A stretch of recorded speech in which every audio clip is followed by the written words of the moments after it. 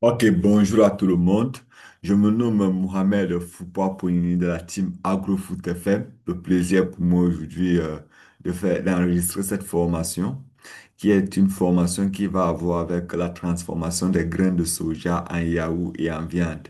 Cette formation a été financée par l'ONG Initiative des femmes nigériennes et nous avons le plaisir aujourd'hui de faire cette formation avec vous. Je vais d'abord un peu vous parler de l'ONG. L'ONG est située au Niger. C'est une ONG qui agit beaucoup plus dans le Sahel.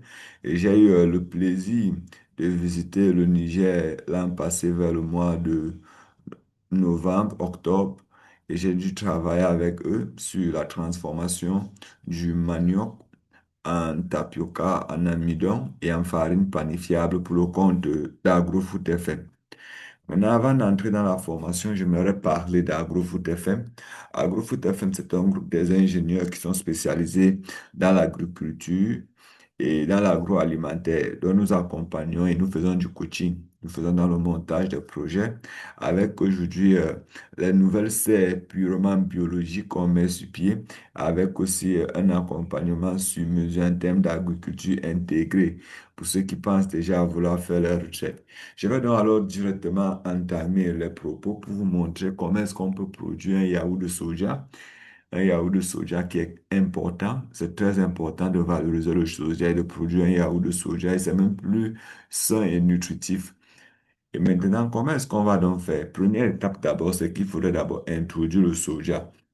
Il faudrait comprendre que le soja est originaire de l'Asie. C'est une légumineuse beaucoup plus ancestrale. C'est très riche en protéines. Donc, ça contient un peu les protéines complètes. Quelqu'un qui consomme le soja n'est pas totalement différent d'une personne qui consomme la viande. Et c'est même encore, c'est végétal. Et ça a plusieurs avantages, surtout chez les végétariens. Mais maintenant, quelle est la composition nutritionnelle du soja? Pourquoi nous on s'est focalisé pour proposer la production du yaourt de soja à notre ONG dans lequel nous sommes partenaires? Premièrement, c'est en termes de macronutriments. Les macronutriments tels que les protéines, les lipides et les glucides. Le soja contient une bonne partie des protéines. On parle sur 100 grammes de soja, on a 34,5 grammes de protéines. Et on parle de 19 grammes des lipides qui seront maintenant repartis en différents types de lipides qu'on va retrouver dans les oméga 3 et les oméga 6. On a aussi les glucides, donc ce qui est responsable aussi pour donner la bonne énergie qui se retrouve dans les 19, dans les 19 grammes. Il y a aussi les fibres et il faudrait compter, il faudrait remarquer que quand on consomme 100 grammes de soja, ça correspond à 432 kilocalories. Ça, c'est un facteur très important. En termes maintenant des minéraux, dans les minéraux maintenant qui sont donc comme les micronutriments, on retrouve du calcium, on retrouve du fer, on retrouve du potassium, du magnésium. Et aussi, il y a aussi les vitamines, dans lequel on a les vitamines B et on a aussi les vitamine A. Il est important de noter ici que ce qui est important aussi dans le soja, c'est qu'on a les acides aminés essentiels tels que l'arginine, la lysine, la méthionine, etc. Ce sont des acides aminés très importants. On a aussi les acides gras. Maintenant, avant de continuer sur la prochaine étape qui a à voir avec les bienfaits du soja pour la santé, il faudrait noter qu'il y a eu un débat qui s'est produit récemment où on parlait que le soja n'était pas bien pour la consommation humaine, que c'était seulement purement réservé aux animaux. Malheureusement, moi, je suis contre cette idée pour plusieurs raisons parce que le soja, le yaourt de soja ou le soja en question ne se consomme pas cru. Il y a certains traitements, tels que par exemple la fermentation, qui est un traitement qui permet d'éliminer la phytate, parce que c'est l'antinutriment qui n'est pas très bien pour la consommation humaine. Mais peut-être avec la fermentation, en ce qui concerne le yaourt de soja, on aurait une phytate qui sera bien éliminée. Et lorsque aussi on veut même produire le soja, il y a plusieurs différentes étapes de bouillition qu'on appelle techniquement la pasteurisation. Donc, je vais aller terre à terre avec vous pour que tout le monde puisse, à la fin de cette petite vidéo, produis au moins du yaourt de soja. Du yaourt de soja parce que moi j'aime le yaourt de soja et je pense qu'on va devoir le faire. Les bienfaits de soja maintenant pour la santé, en ce qui concerne la santé, comme j'ai parlé des nutriments, les différents macronutriments et les micronutriments, vous pouvez constater que en termes de santé, c'est ce que ça pourrait apporter. Les protéines, par exemple, qu'on retrouve au niveau de soja, vont fournir un rôle essentiel pour le développement et le bon fonctionnement de l'organisme. Donc, c'est très important pour les jeunes enfants qui sont en pleine croissance de consommer du yaourt de soja, même pour la santé cardiovasculaire. Et on parle aussi, certaines recherches disent que ça aide aussi pour la prévention du cancer du sein. Donc, ça veut dire, c'est déjà des trucs qu'on pourrait faire déjà pour voir comment est-ce qu'on peut faire pour revaloriser en termes de soja. En ce qui concerne alors les différents produits ou les différentes variétés ou les différents trucs qu'on peut retrouver en ce qui concerne lorsqu'on transforme le soja, on peut avoir le, on peut avoir l'huile de soja, on peut avoir le lait de soja, on peut avoir la viande de soja, on peut avoir plusieurs différents produits à partir du soja. Mais je vais donc alors entrer en ce qui nous concerne, qui est la production du yaourt de soja. Bon, là maintenant, ça c'est un procédé que je vais essayer un peu d'élargir pour qu'on puisse bien, pour que vous puissiez bien voir. C'est ce procédé que vous êtes en train de voir, si c'est un procédé qui concerne la production, la transformation du yaourt de soja. En ce qui concerne alors la transformation du yaourt de soja, il faudrait noter qu'il y a plusieurs étapes. Donc, la première étape d'abord, serait d'abord de trier les grains de soja. Lorsqu'on a trié les grains de soja ici, on fait allusion à quoi? On veut à ce que les grains de soja qu'on veut utiliser doivent être sains, ça doit être conforme. Et on prend des bons grains de soja. Après avoir fait maintenant, le but de faire, c'est pour éliminer tout ce qui concerne les impuretés. On va donc passer maintenant à la deuxième étape maintenant qui va être le trempage. Donc le trempage maintenant de ces grains. Les grains maintenant de soja vont être émergés dans l'eau pendant euh, 2 à 3 heures de temps. Ça dépend de la variété de soja, ça dépend de la zone où le soja a été cultivé. Mais ce sont des facteurs très importants. Ceci va maintenant permettre d'augmenter la teneur en eau. Et le but maintenant d'augmenter la teneur en eau, c'est pour faciliter l'extraction du lait de soja. Parce que ça, c'est un facteur important pour qu'on puisse maintenant facilement extraire le lait de soja. Ce lait de soja maintenant qu'on aura besoin, c'est déjà une étape. Mais après ça, maintenant, on va donc passer à la troisième étape. La troisième étape va consister à laver les grains de soja proprement. Laver les grains de soja ici, il va falloir le laver, le rincer successivement jusqu'à ce qu'on va obtenir une peau un peu plus lisse parce qu'en lavant maintenant, on va essayer de retirer les premières couches de peau et ceci aussi va permettre d'éliminer, de commencer même déjà à éliminer certains types de phytates. On va donc passer alors à la prochaine étape maintenant qui va être le broyage. Les grains maintenant vont être broyés maintenant pour obtenir une pâte. Et il faudrait veiller à ce que le broyage doit être bien fait pour que ça doit totalement broyer toutes les grains. On va donc passer à la cinquième étape qui va être la filtration. Une fois maintenant que vous avez trié les grains, vous avez trempé les grains, vous avez lavé, vous avez broyé, vous allez maintenant filtrer. Vous allez maintenant filtrer. Et le filtrage maintenant va se faire, ici c'est pour séparer le tourteau de soja et le lait de soja. Ça, c'est une première étape.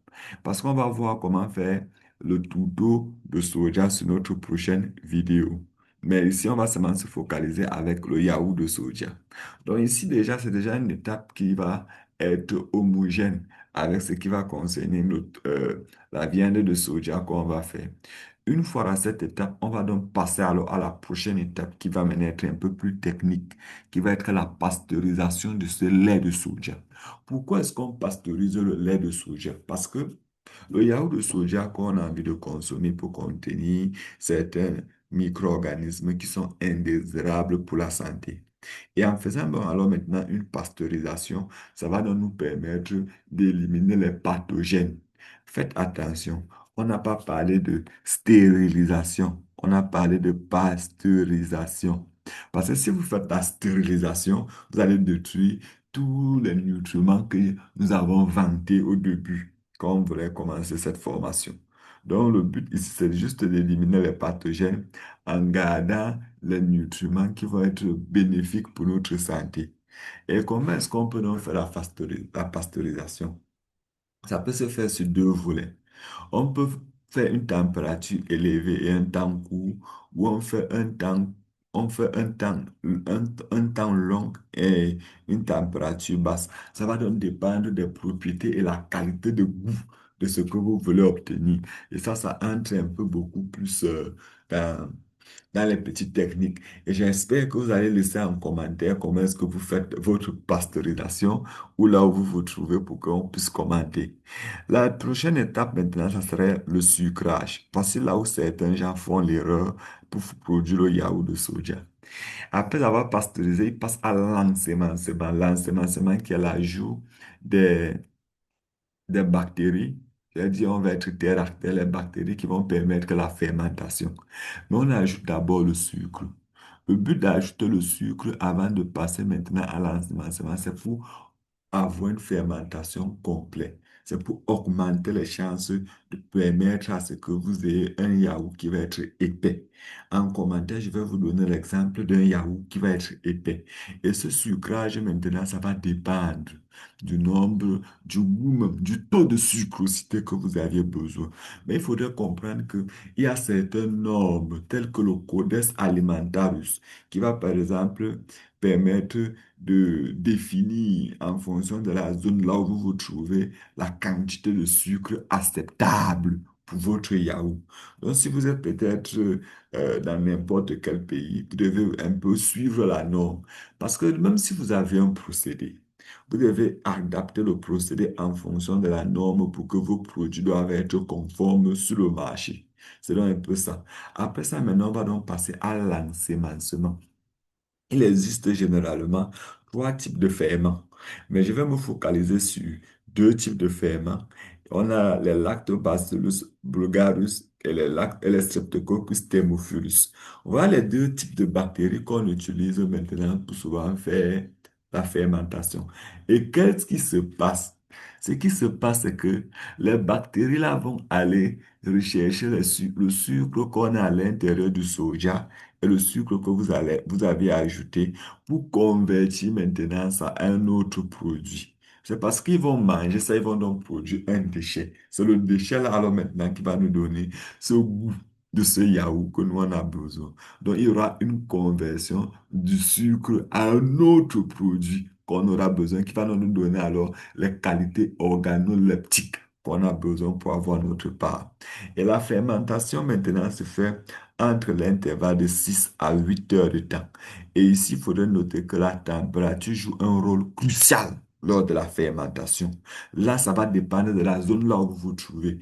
Nous évitons de dire température à 6 heures, disons peut-être à 30 ou à 35 degrés pour plusieurs raisons. Premièrement, c'est que les zones là où chacun se trouve, il y a les différents types de températures et il y a différentes donc, le process s'adapte, le process se construit, le process s'améliore en fonction de là où on est. C'est important de le noter. C'est important de prendre ça en considération. Donc, il faudrait accepter, faire 2, 3, 4 essais, mais avec les températures un peu acceptables pour trouver la bonne température pour pouvoir maintenant faire la meilleure forme de fermentation. Parce que cette température est qui permet d'avoir la qualité d'un bon yaourt avec le type de ferment que vous utilisez. Un ferment d'une très bonne souche va vous permettre d'obtenir un yaourt plus épais. Quand maintenant vous avez fini cette fermentation, vous allez passer à la prochaine étape parce que vous allez obtenir un gel qui va être lourd.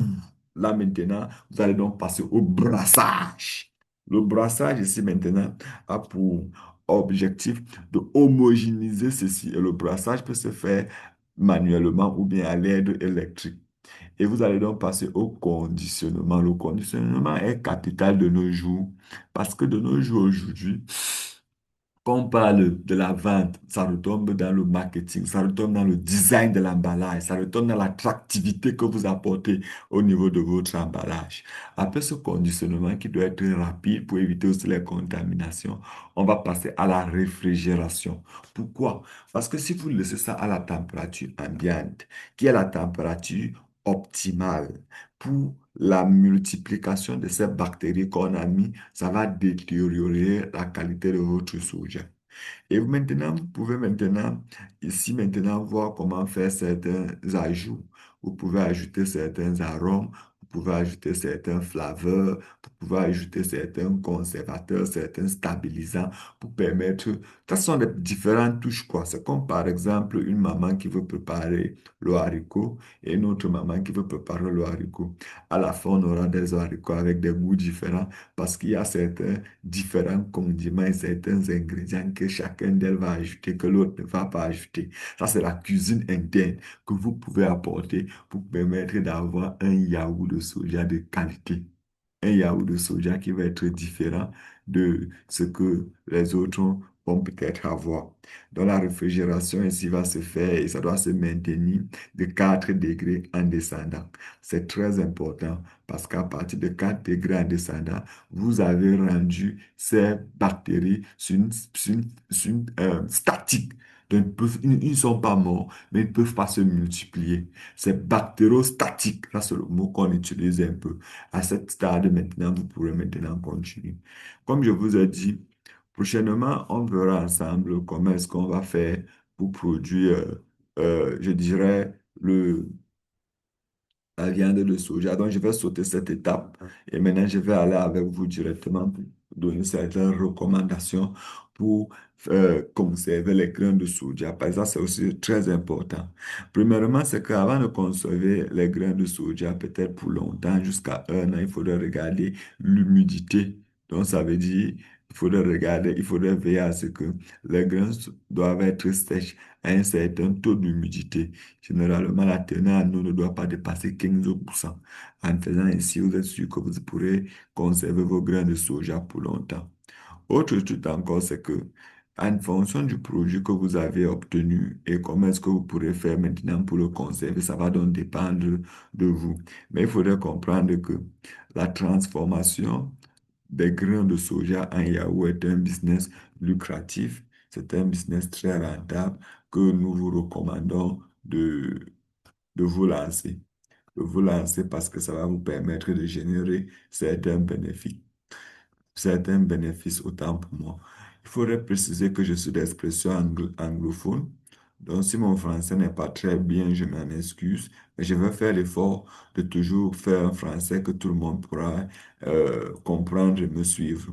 Donc, je tiens alors à remercier l'initiative des femmes nigérianes qui était l'ONG qui a permis de sponsoriser la formation qui a eu lieu du 3 au 5 septembre dans un groupe WhatsApp où il y avait plus de 1000 personnes. Je vais donc vous inviter à rejoindre notre canal WhatsApp, de vous abonner et de faire le geste qui sauve. Le geste qui sauve, c'est de faire quoi? C'est trois. C'est de liker, c'est de commenter et de partager. C'est tout ce que nous avons besoin pour que vous puissiez continuer à nous encourager. Ça, c'est juste la première vidéo que je suis en train de faire. N'est-ce pas s'il y a dans les encouragements? On va faire plusieurs vidéos. Mettez en commentaire ce que vous souhaiterez on doit partager ensemble prochainement. Et ça sera le plaisir pour moi de le faire.